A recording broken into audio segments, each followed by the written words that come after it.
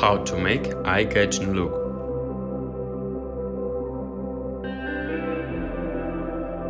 To begin, we will clear the eyes from the red mesh with the usual editing tools, very carefully and properly.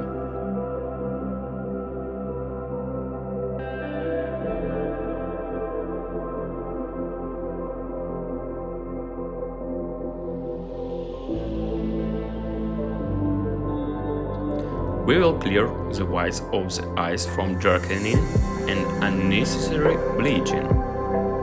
And do not forget about the eye around area. Then, using the dodge and burn tool, we will make the eyes lighter and then the eye contour with the darkening tool to make the look more expressive.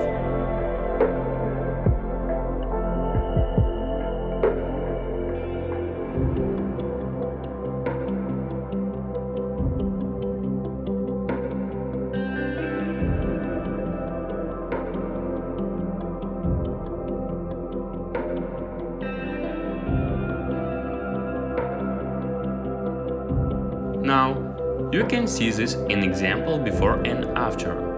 We will also darken the eyelashes. This will add even more expressiveness.